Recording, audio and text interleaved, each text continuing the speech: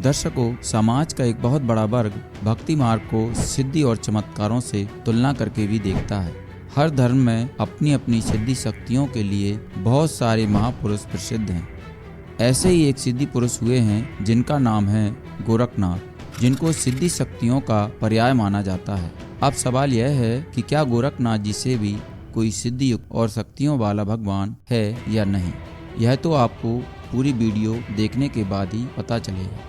सबसे पहले आपको संत गोरखनाथ जी की सिद्धि शक्तियों की महिमा से परिचित करवाते हैं, ताकि आपको पता चल सके कि वह कितने महान और सिद्धि युक्त थे। दर्शकों, गोरखनाथ जी की सिद्धियों से अवगत कराने से पहले आइए आपको दिखाते हैं कि गोरखनाथ जी का जन्म कैसे हुआ। महायोगी मच्छिंद्र नाथ भगवान शिव को पुकार रहे हैं और इस महान तेजस्वी योगी की वाणी तीनों लोकों को चीरती हुई भगवान भोलेनाथ के पास पहुंच रही है। अगर तुम इतना ही जगत कल्याण चाहते हो, तुम इतना ही जगत कल्याण चाहते हो, तो स्वयं अवतार क्यों नहीं ले लेते? स्वयं अवतार क्यों नहीं ले लेते? अवतार क्यों नहीं ले लेते? आज आपको मेरे प्रश्नों का उत्तर देना होगा भोलेनाथ। आपको मेरे प्रश्नों का उत्तर देना होगा भोलेनाथ। मेरे प्रश्नों का उत्तर देना होगा भोलेनाथ। मेरे प्रश्नों का उत्तर देना होगा। प्रश्नों का उत्तर देना होगा। प्रश्नों का उत्तर देना होगा। अगर आप मेरे प्रश्नों का उत्तर देना नहीं चाहते, मेरे प्रश्नों का उत्तर देना नहीं चाहते, मेरे प्रश्नों का उत्तर देना नहीं चाहते, तो ठीक है, तो ठीक है, तो ठीक है। मैं यही अपना सिर धड़ से अलग कर देता हूँ। अपना सिर धड़ से अलग कर देता हूँ।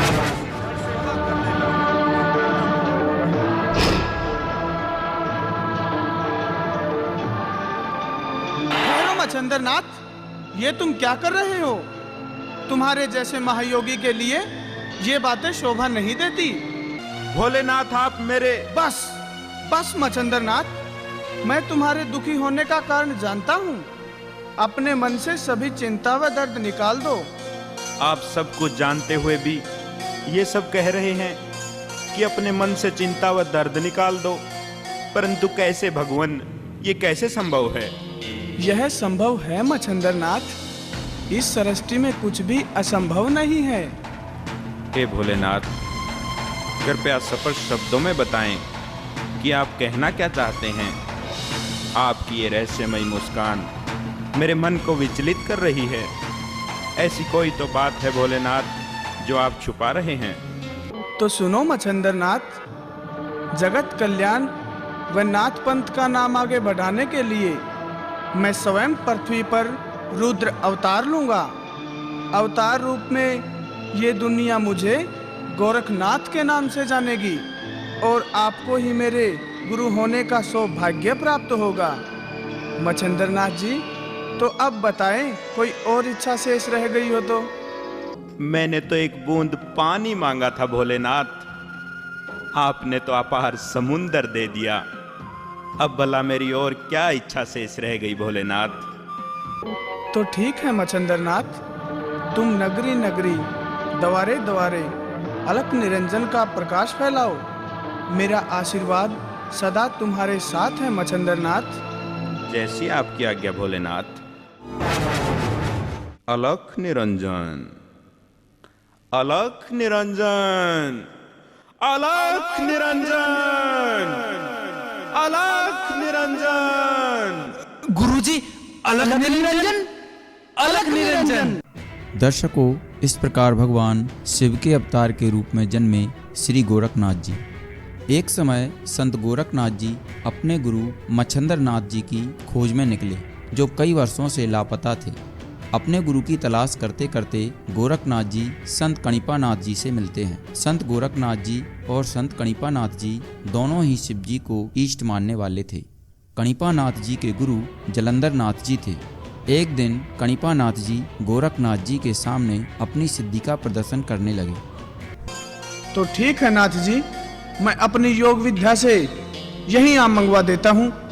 फिर तो आप खुश होना, किसी को कष्ट भी नहीं होगा। योग विद्या से? पर यह कैसे संभव है कि आम अपने आप पेड़ से टूटकर यहाँ आ जाएं? आप ये भूल रहे हैं गोरख जी कि मैं योगी जालंधर नाथ का शिष्य हूँ। मेरी शक्तियां जग जाहिर है। मैं अभी आम आपके सामने प्रस्तुत करता हूँ।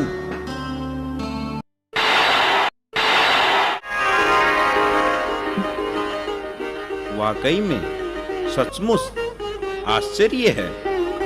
आप आश्चर्य छोड़िए और मीठे आमों का आनंद लीजिए। ये लो मेरे शिष्यों, तुम भी आम खाओ।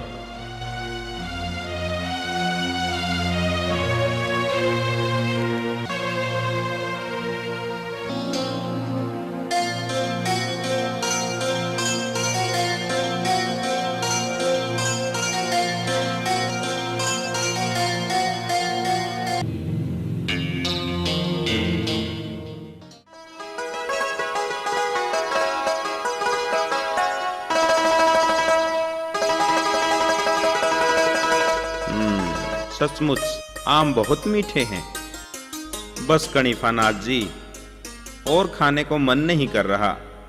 आप ऐसा करें, इन शेष बचे हुए आमों को वापस पेड़ पर लगा दें, वरना ये यहीं पड़े पड़े बेकार हो जाएंगे।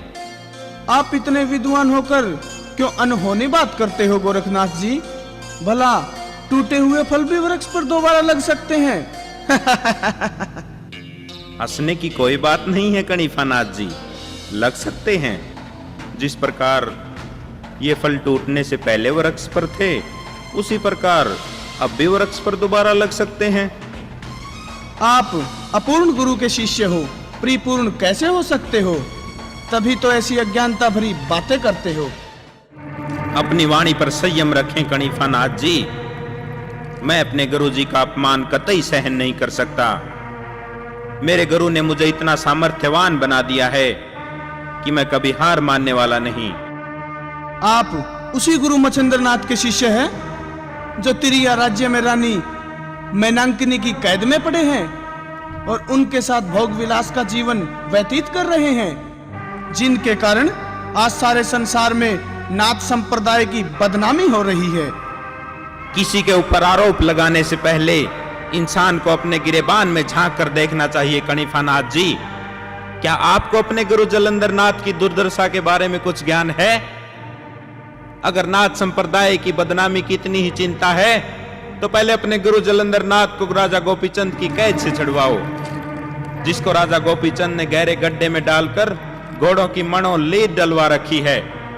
अगर आपको यकीन नहीं होता तो स्वयं गोपीचंद की राजधानी हेलापट्टन जाकर अपनी आंखों से देख लें। और रही बात आमों को वापस पेड़ पर लगाने की, तो ये लो।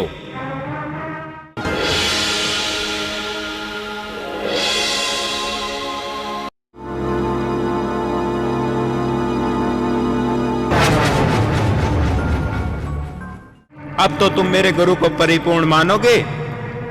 मुझे अक्षमा करे गोरखनाथ जी। इस प्रकार कणिपानाथ जी गोरखनाथ जी से हार गए और गोरखनाथ जी अपनी सिद्धि के प्रदर्शन से विजयी हुए।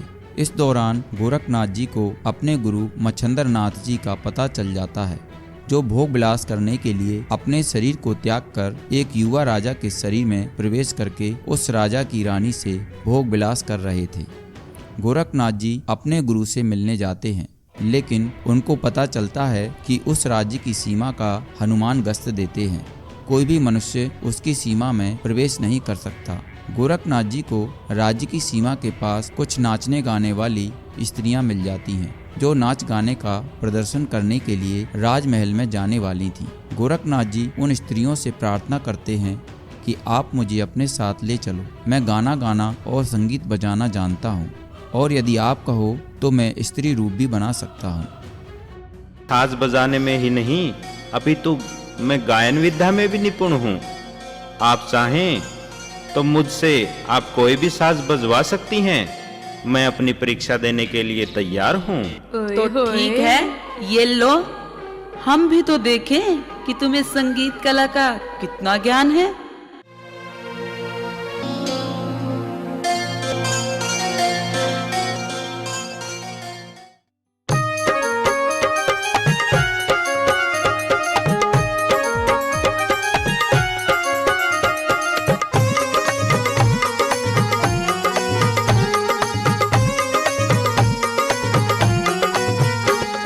बजाएगा योगी योगी गाएगा योगी, बजाएगा योगी, गाएगा योगी।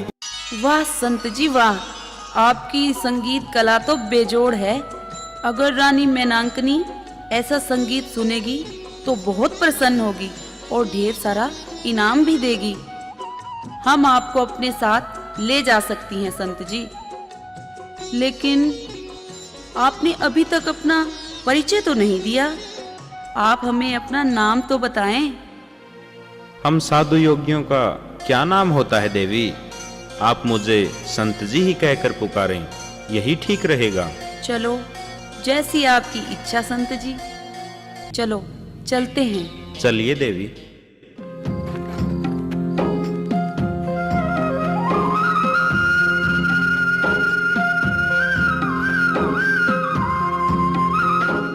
दर्शकों, गाने वाली महिलाओं को संदेश मिलता है कि महल में होने वाला कार्यक्रम कल तक के लिए स्थगित कर दिया गया है, इसलिए वह सब वहीं विश्राम करने लगते हैं।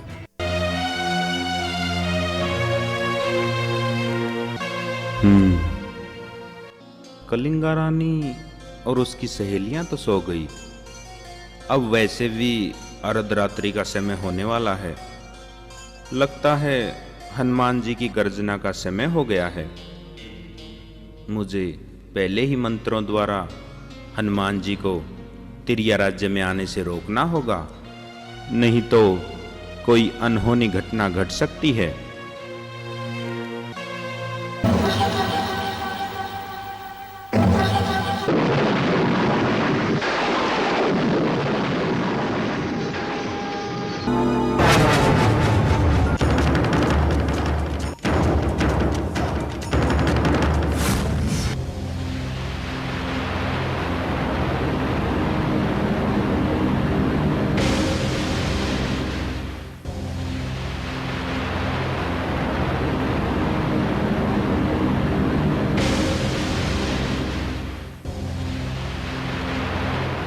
हे प्रभु श्री राम, मदद करो मेरी, मदद करो प्रभु। आज आपका भगत हनुमान संकट में है। गोरखनाथ मंडली के साथ राजमहल में जाकर वह हनुमान जी को बांधकर अपने गुरु मच्छंदर नाथ जी को ले आते हैं। तो दर्शकों, देखा आपने कि गोरखनाथ जी कितनी सिद्धियुक्त थे, जो हनुमान द्रोणागिरी पर्वत को उठा लाए थे। जिस हनुमान जी ने विशाल समुद्र को एक छलांग में पार कर लिया था, उस शक्तिशाली महापुरुष हनुमान जी को गोरखनाथ जी ने बांध दिया था। महाबली हनुमान को हराने वाले संत गोरखनाथ जी का सामना एक बार अग्निदेव से होता है। देखिए अग्निदेव और देवराज इंद्र के साथ गोरखनाथ जी का यह भयंकर युद्ध।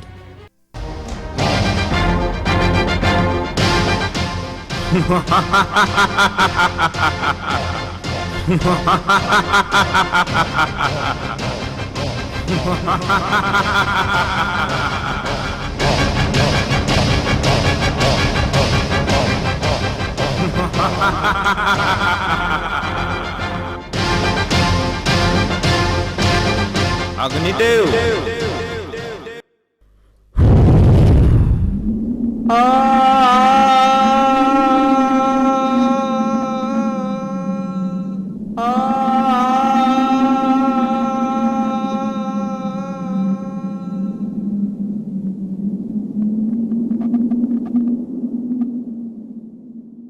क्या बात है अग्निदेव, तुम युद्ध से जीत कर वापिस आए हो? आप भी कमाल करते हैं देवराज। क्या युद्ध से जीतकर मैं इस तरह आऊंगा? तो फिर क्या हुआ?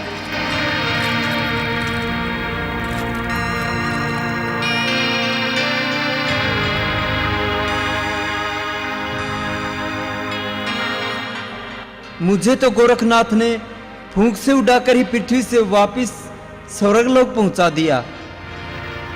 मेरी मानिए देवराज, अगर गोरखनाथ इंद्रलोक चाहता है तो उसे दे दीजिए, वरना वह पता नहीं हमारा क्या हश्र करेगा। अग्निदेव, हमने कितनी बार आपको कहा है कि कुछ बोलने से पहले सोच लिया करो। आप देवराज इंद्र की शक्तियों से शायद अच्छी तरह वाकिफ नहीं हैं। अब तो हम स्वयं युद्ध के लिए जाएंगे।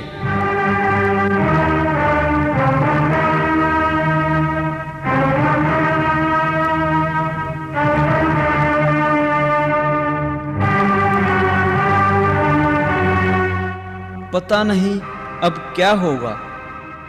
जय गुरु गोरखनाथ, जय गुरु गोरखनाथ, जय गुरु गोरखनाथ।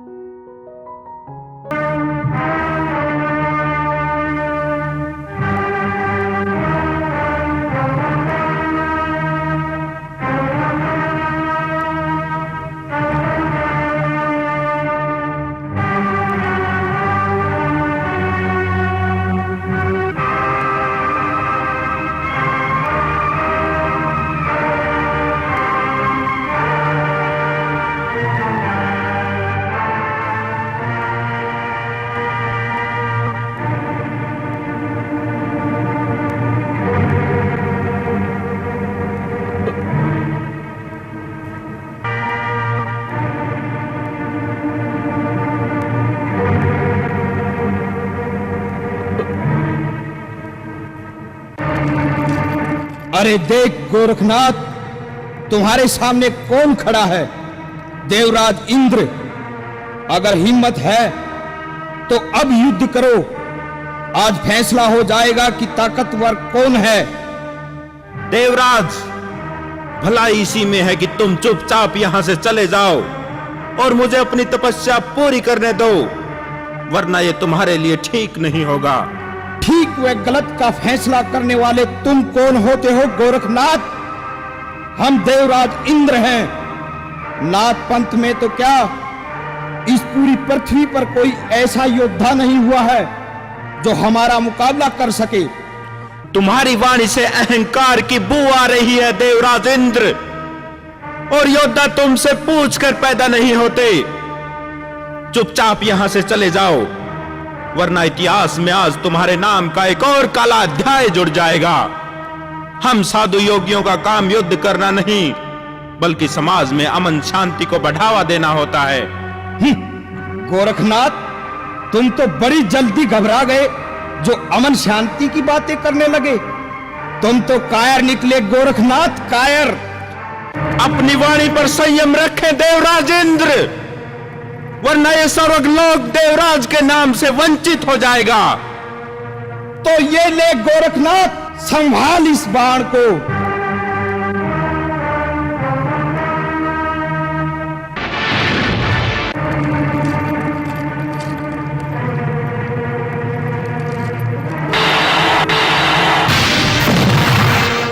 क्षमा करें गुरु गोरखनाथ जी, आप तो बड़े दयालु हैं। मुझसे अज्ञानतावश ये भूल हो गई थी। मैंने आपको पहचानने में गलती की। अज्ञानतावश नहीं, बल्कि अहंकारवश कहो देवराज। दर्शकों, गोरखनाथ का सामना एक बार महाकाली से भी होता है। जब क्रोधित महाकाली गोरखनाथ के शिष्यों की बलि लेना चाहती हैं, तो देखिए गोरखनाथ क्या करते हैं। हे माता काली, प्रणाम। तुम क्या समझते हो गोरखनाथ, मैं तुम्हें प्रणाम करने से क्षमा कर दूंगी? माता, प्रश्न क्षमा करने या न करने का नहीं है। आप तो देवी स्वरूपा हैं, साक्षात महादेवी हैं। हे माता काली, आप हमारे लिए बहुत ही आदरणीय व पूजनीय हैं।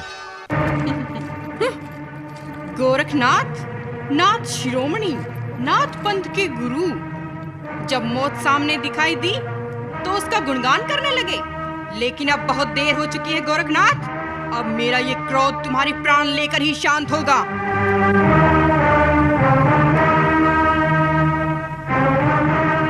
माता, लगता है आज तक आपका सामना किसी धुनी रमाने वाले योगी से नहीं हुआ, अन्यथा आपको उनकी शक्तियों के बारे में ज्ञात होता। हम योगी सैकड़ों हजारों वर्षों तक तप करते हैं तो भगवान को शक्ति प्राप्त होती है। हम जब कल्याण करते हैं तो ये संसार चलता है। स्वयं वर्मा के लिखे लेख को हम क्षण भर में बदल सकते हैं, लेकिन हमारे लिखे लेख को इस सृष्टि में कोई नहीं बदल सकता। माता, आज ये धुनी रमाने वाला योगी गोरखनाथ धरती, आकाश, पाताल व 10 दिशाओं को साक्षी मानकर आपको खुले शब्दों में चेतावनी देता है कि आपके जो मन में आए वो कीजिए। हम भी देखें कि आज हमारी योग शक्ति जीतती है या आपका अभिमान विजयी होता है। अब तुम्हें कोई नहीं बचा सकता गोरखनाथ।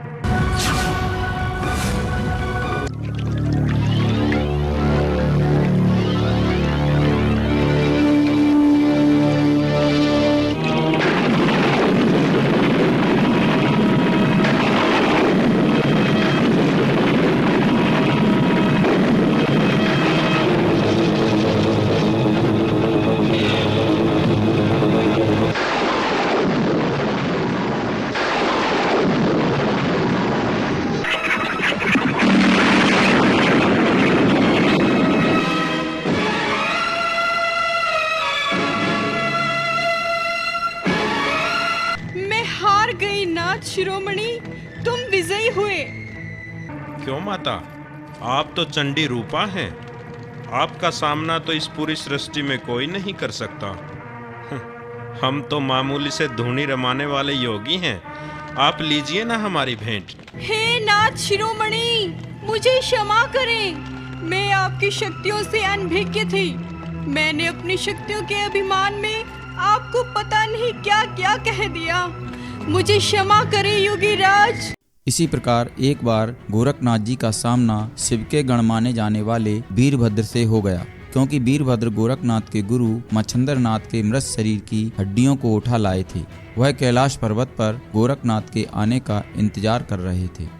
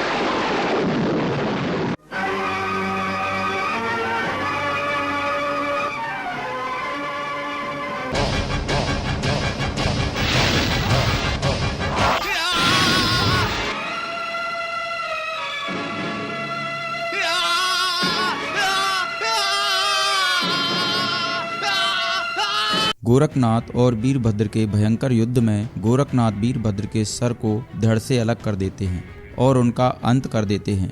वीरभद्र का सिर भगवान शिव के चरणों में जाकर गिरता है। अपनी शक्तियों के घमंड में उसने मुझ पर आक्रमण कर दिया, जिससे उसका ये असर हुआ भोलेनाथ। लेकिन गोरखनाथ, ये सब करने से पहले तुम मुझसे भी अनुरोध कर सकते थे। क्या तुमने इसकी भी आवश्यकता नहीं समझी? भोलेनाथ, मैं नहीं चाहता था कि मेरे कारण आपकी समाधि में किसी प्रकार का व्यवधान पहुंचे। फिर भी भगवान, अगर आपको लगता है कि मैंने कुछ गलत किया है तो इसके लिए मैं आपसे क्षमा चाहता हूं तथा अपने इस कर्तव्य का प्रायश्चित करने को तैयार हूं भोलेनाथ। गोरखनाथ, सचमुच तुम्हारी यही गुण, तुम्हारी यही समर्पण की भावना तुम्हें महान बनाती है। कहने को तो तुम गोरखनाथ हो, लेकिन हो तो मेरा ही दूसरा रूप। अंतर है तो सिर्फ इस बात का कि तुम पृथ्वी पर गोरखनाथ के नाम से जाने जाते हो और मैं भोलेनाथ के नाम से। इस संसार के लोग भले ही भोलेनाथ के नाम को गोरखनाथ के नाम से बड़ा मानते हैं, लेकिन वास्तविकता का किसी को ज्ञान नहीं। किसी को ये नहीं पता कि भोलेनाथ का ही दूसरा रूप गोरखनाथ है। दर्शकों, देखा आपने भगवान शिव के अंश गोरखनाथ ने किस तरह वीरभद्र का सिर धड़ से अलग कर दिया। कितने सिद्ध युक्त थे गोरखनाथ जी। सवाल यह है कि गोरखनाथ जी इस सृष्टि में किसी से पराजित होने वाले थे या नहीं। दर्शकों, कहावत है कि शेर को सवा शेर मिल ही जाता है। यही वह रहस्य है जो आज आपके सामने उजागर होने जा रहा है। आज से 600 वर्ष पहले कबीर परमात्मा जब हिंदुस्तान की आध्यात्मिक राजधानी माने जाने वाले शहर काशी में अपनी लीला कर रहे थे, उस समय गोरखनाथ जी और कबीर साहब जी का सामना हुआ था। चलिए देखते हैं आध्यात्मिक मार्ग के पुरोधा पूरे संसार को भक्ति और भगवान का महत्व समझाने वाले कबीर साहब जी और सिद्धि शक्तियों की मूर्ति गोरखनाथ जी का जब आमना सामना होता है तो विजय किसकी होती है। दर्शकों, यहाँ कुछ श्रद्धालुओं को शंका हो सकती है कि कबीर जी और गोरखनाथ जी तो समकालीन नहीं थे।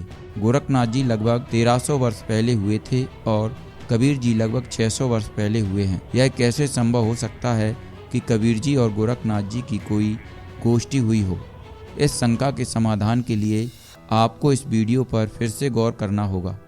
इस वीडियो में हनुमान जी को एक राज्य की गश्त करते हुए अथवा पहरेदारी करते हुए बताया गया है, जबकि हनुमान जी तो गोरखनाथ से लाखों वर्ष पहले त्रेता युग में हुए हैं। इसलिए दर्शकों, आध्यात्मिक मार्ग में इस प्रकार की शंका करना मूर्खता होती है कि गोरखनाथ जी कबीर के समय कैसे आ गए या हनुमान जी गोरखनाथ जी के समय कैसे आ गए। आध्यात्मिक मार्ग में कुछ भी असंभव नहीं होता। इसलिए आप बिना किसी शंका के कबीर जी और गोरखनाथ जी के बीच हुई इस गोष्ठी को सुनिए। इससे आप सहज अंदाजा लगा सकते हैं कौन है महान, कौन है सर्वशक्तिमान।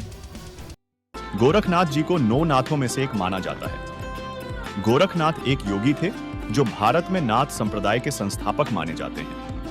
उनके गुरु का नाम मच्छंद्र नाथ था। गोरखनाथ जी के नाम पर ही उत्तर प्रदेश का जिला गोरखपुर विख्यात हुआ है। दर्शकों, आज के इस खास वीडियो में हम आज से लगभग 600 वर्ष पूर्व हुई एक ऐसी ज्ञान गोष्ठी यानी आध्यात्मिक ज्ञान चर्चा के बारे में जानेंगे जिसके बारे में जानकर आप आश्चर्यचकित हो जाएंगे। यह ज्ञान गोष्ठी गुरु गोरखनाथ जी और परमेश्वर कबीर साहिब जी के बीच हुई थी। तब परमेश्वर कबीर साहिब जी स्वामी रामानंद जी के शिष्य की लीला कर रहे थे। उस वक्त उनकी उम्र लगभग 10-12 वर्ष ही थी। परमेश्वर कबीर साहिब जी एक सुयोग्य शिष्य की भूमिका निभाते हुए स्वामी रामानंद जी के चरणों के पास जमीन पर बैठ गए। गोरखनाथ रामानंद जी से कहते हैं कि रामानंद जी, मेरे से ज्ञान चर्चा करो। बालक रूप में कबीर साहिब जी बोले, हे नाथ जी, पहले मेरे से ज्ञान चर्चा करो, पीछे मेरे गुरुदेव जी से बात करना। गोरखनाथ जी कहते हैं कि तू कबीर कब से योगी बन गया?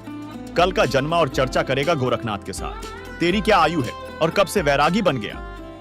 परमात्मा क्या बोले, नाथ जी तब से भये बैरागी, मेरी आद अंत सुध लागी। क्या बताते हैं कि मैं कब से बैरागी हूं। धूं कार आद का मेला, नहीं गुरु कोई ना था चेला। तब का तो हम योग उपासा, और जब का फिरूं अकेला। धरती नहीं जद की टोपी दीना, तेरा बिरमा नहीं था जद का टीका। और शिव शंकर से योगी ना थे, मेरा तब का जोड़ी शक्का। द्वापर की हम करी फावड़ी, त्रेता का हम दंडा। सतयुग मेरी फिर दुहाई, और कलयुग फिरो नौखंडा। गुरु के बचन साध की संगत, अजर अमर घर पावे। कह कबीर सुनो हो गोरखे, हम सबको तत्व लखान। अर्थात कबीर जी ने कहा कि गोरखनाथ जी, जब इस सृष्टि की रचना भी नहीं हुई थी, हम तब अकेले अनामी रूप में थे। जब ब्रह्मा विष्णु महेश की भी उत्पत्ति नहीं हुई थी, तब से हम वैरागी हैं। सतयुग त्रेता द्वापर तथा कलयुग, ये 4 युग तो मेरे सामने असंख्यों जा लिए। हमने ही पूरे विश्व में तत्वज्ञान को उजागर किया तथा सभी प्राणियों को अपने निजधाम सतलोक का ज्ञान करवाया। यह सुनकर गोरखनाथ जी बोले, अरे तेरी उम्र ही क्या है, तू तो कल का आया बालक है। कबीर साहिब जी शब्द के माध्यम से कहते हैं। अब क्या बताते हैं परमात्मा, जो बूझे सोए बावड़ा, जो बूझे सोए बावरा, क्या है उम्र हमारी। असंख्य योग पर ले गए हम तब के ब्रह्मचारी हैं। कोटि निरंजन हो गए परलोक सिधारी, हम तो महबूब हैं भाई सदा ब्रह्मचारी। अरबों तो ब्रह्मा गए ये 49 करोड़ कन्हैया, 7 करोड़ तेरे शंभू मर गए मेरी एक नहीं पलैया। ओए होए, कहते हैं करोड़ों निरंजन मर गए, अलख निरंजन 21 ब्रह्मांड के स्वामी। और कहते हैं अरबों तो ये ब्रह्मा मर गए और 49 करोड़ विष्णु ये तेरे कन्हैया, और 7 करोड़ तेरे शंभू मर गए मेरी एक नहीं पलैया। अब भी शंकर जी का पुजारी नाथ जी थे, और जब ये कहा कि तेरे शंभू भी मर लिए 7 करोड़ और मेरी एक भी पल आयु की नहीं घटी है, अर्थात मैं अविनाशी हूं। कोटन नारद हो गए ये मोहम्मद से चारी, देवताओं की गिनती नहीं ये क्या सृष्टि बिचारी। नहीं बूढ़ा ना बालक और ना कोई भाट भिखारी, कहे कबीर सुनो हो गोरख यह उम्र हमारी। अर्थात कबीर जी ने कहा कि गोरखनाथ जी असंख्य युग प्रलय में चले गए, अरबों ब्रह्मा जी मर गए, 49 करोड़ कन्हैया उर्फ विष्णु जी और 7 करोड़ आपके शंकर जी की मृत्यु हो गई, फिर भी मेरा एक पल भी नहीं बीता, अर्थात मैं अविनाशी हूं। गोरखनाथ जी में न ही बूढ़ा हूं न बालक, यह तो मैं लीलामयी शरीर में आपके समक्ष हूं। यह सब सुनकर गोरखनाथ जी जमीन में गड़े लगभग 7 फुट ऊंचे त्रिशूल के ऊपर के भाग पर अपनी सिद्धि शक्ति से उड़कर बैठ गए और कहा, यदि आप इतने महान हो तो मेरे बराबर में आकर बातें करो। कबीर साहिब जी ने कहा, नाथ जी आप ज्ञान गोष्ठी के लिए आए हैं न कि नाटकबाजी करने के लिए। आप नीचे आएं तथा सर्व भक्त समाज के सामने यथार्थ भक्ति संदेश दें। गोरखनाथ ने कहा, आपके पास कोई शक्ति नहीं है, आप तथा आपके गुरुजी दुनिया को गुमराह कर रहे हो। आज तुम्हारी पोल खुलेगी, ऐसे हो तो आओ बराबर। तब कबीर साहब के बार बार प्रार्थना करने पर भी नाथ जी जब नहीं माने तो कबीर जी ने अपनी जेब में से एक कच्चे धागे की रील निकाली, जिसमें लगभग 150 फुट लंबा धागा लिपटा हुआ था। कबीर साहब जी ने धागे का एक सिरा पकड़ा और आकाश में फेंक दिया। वह सारा धागा उस बंडल से उधड़कर सीधा खड़ा हो गया। कबीर जी जमीन से आकाश में उड़े तथा लगभग 150 फुट सीधे खड़े धागे के ऊपर वाले सिरे पर इस तरह बैठ गए जैसे जमीन पर बैठे हों। तब कबीर साहब जी ने कहा, आओ नाथ जी बराबर में बैठकर चर्चा करें। गोरखनाथ जी ने ऊपर उड़ने की कोशिश की, लेकिन उल्टा जमीन पर आकर धड़ाम से गिरे। जिस प्रकार चुंबक की चट्टान के आगे चुंबकीय शक्ति वाले इंस्ट्रूमेंट काम करना बंद कर देते हैं, इसी प्रकार सिद्धियों के भंडार पूर्ण परमात्मा कबीर साहेब जी की शक्ति के आगे गोरखनाथ जी की सिद्धि शक्ति ने काम करना बंद कर दिया। इस प्रकार कबीर परमात्मा के सामने महान सिद्धि युक्त पुरुष गोरखनाथ जी की सब सिद्धियां निष्क्रिय हो जाती हैं। गोरखनाथ जी समझ गए यह कोई साधारण पुरुष नहीं है। गोरखनाथ जी अपनी हार स्वीकार कर लेते हैं। इस पर कबीर परमात्मा जी कहते हैं कि हे गोरखनाथ, आपने शर्त रखते समय कहा था कि जो हारेगा वह अपने शिष्यों सहित जीतने वाले का शिष्य बन जाएगा, इसलिए अब आप अपनी शर्त पूरी कीजिए।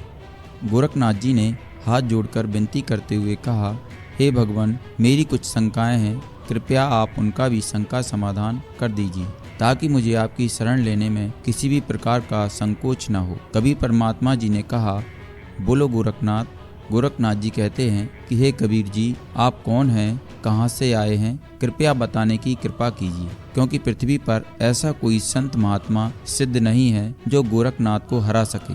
आपके सामने मेरी सारी शक्तियाँ काम करना बंद कर चुकी हैं। कृपया बताइए आप कौन हैं, कहाँ से आए हैं। इस पर कबीर परमात्मा क्या कहते हैं, सुनिए। ले मैं बताता हूँ कौन। परमात्मा बोले, सुन ले। अवगत से चल आया, मेरा कोई भेद मर्म ना पाया। अवधू अवगत से चल आया।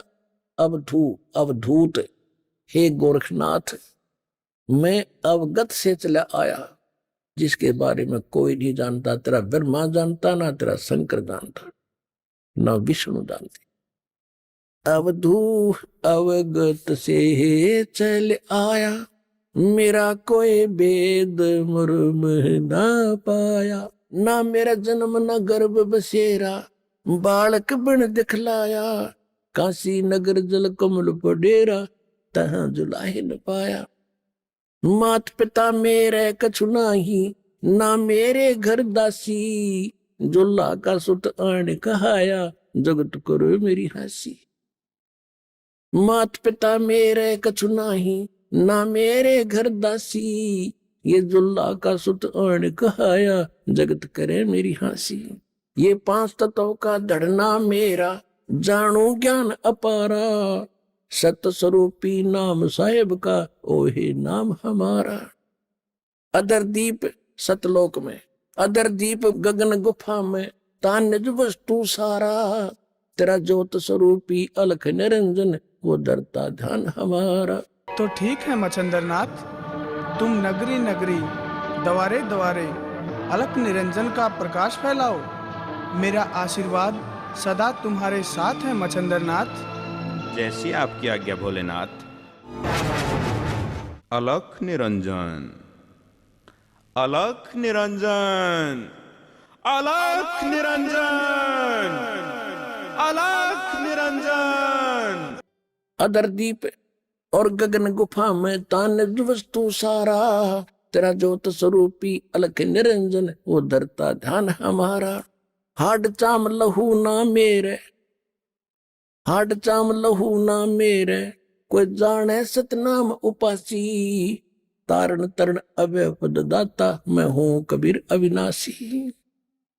हाड चाम लहू ना मेरे, कोई जाने सतनाम उपासी। तारण तरण अभय पद दाता, मैं हूं कबीर अविनाशी। सूक्ष्म वेद में फिर गरीबदास जी ने बताया है कि गोरखनाथ सिद्धि में भूला, यथार्थ मार्ग को छोड़कर सिद्धि में भूल गया मार्ग को।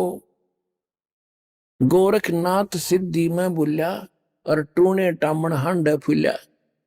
ये मुर्दे तक को जीवित कर दे, पहाड़ को सोना बना दिया। इनको तो गरीबदास जी कहते टूने टामण करता फिरता था, उसको क्या मिला जीवन में? महिमा तो होगी पर मोक्ष रह गया।